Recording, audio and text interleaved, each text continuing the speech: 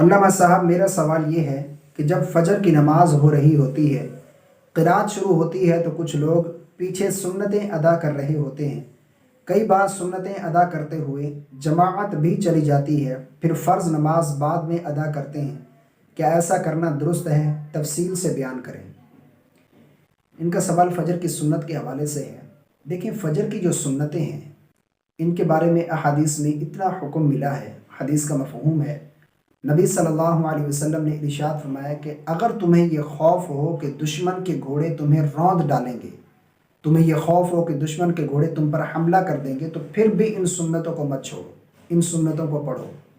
اسی لیے علماء بیان فرماتے ہیں کہ اگر کسی شخص نے فجر کی سنتیں نہیں پڑھی تھی اور جماعت شروع ہو گئی، تو اب ایسا شخص جو ہے اسے چاہیے کہ اگر اسے غالب یقین ہے کہ وہ 2 رکعت سنت ادا کر کے قعدہ اخیر تک بھی جماعت کے ساتھ شریک ہو جائے گا، تو پھر وہ پہلے سنت ادا کرے، اس کے بعد پھر جماعت کے ساتھ شریک ہو جائے۔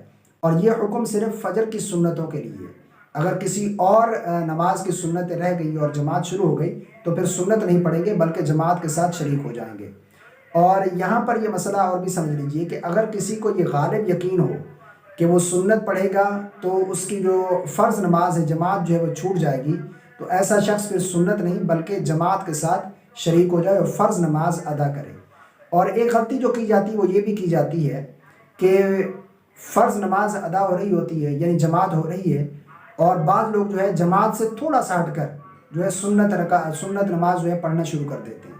تو ایسا کرنا بالکل بھی جائز نہیں ہے، بلکہ اس کے لیے علماء نے شرائط بیان کی ہیں کہ اگر کسی شخص نے سنتیں پڑھنی ہیں تو پھر وہ مسجد میں اگر ستون ہے تو ستون کی آڑ میں کھڑا ہو کر سنت ادا کرے۔ اگر مسجد کے اندر جماعت ہو رہی ہے تو پھر مسجد سے باہر کھڑا ہو کر صحن میں وہ سنت ادا کرے، یعنی جماعت سے ہٹ کر جو ہے وہ سنتیں ادا کرے۔ لیکن یہاں پر جماعت کے ساتھ ہی کھڑے ہو کر 2 رکعت سنت پڑھ کے پھر اس کے ساتھ جماعت کے ساتھ شریک ہو جاتے ہیں، ایسا کرنا بالکل بھی جائز نہیں ہے، اس سے بچنا چاہیے۔ اور رہا یہ مسئلہ کہ اگر کسی نے سنتیں نہیں پڑھی اور جماعت کے ساتھ اس نے فرض نماز ادا کر لی ہے، تو اب وہ سنت کب پڑھے گا؟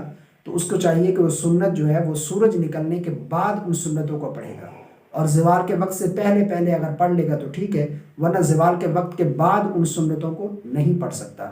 اب جو لوگ اس طرح کرتے ہیں کہ وہ سنت پڑھتے رہتے ہیں اور ان کی جماعت نکل جاتی ہے، تو ایسا کرنا بالکل بھی جائز نہیں ہے، درست نہیں ہے، اس سے بچنا چاہیے۔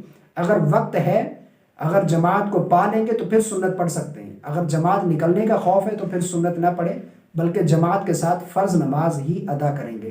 امید کرتا ہوں یہ مسئلہ آپ کا بالکل کلیئر ہو گیا ہوگا۔ دعا ہے کہ اللہ رب العالمین ہم سب کو شرعی مسائل جاننے کی توفیق عطا فرمائے۔ آمین۔ السلام علیکم ورحمۃ اللہ۔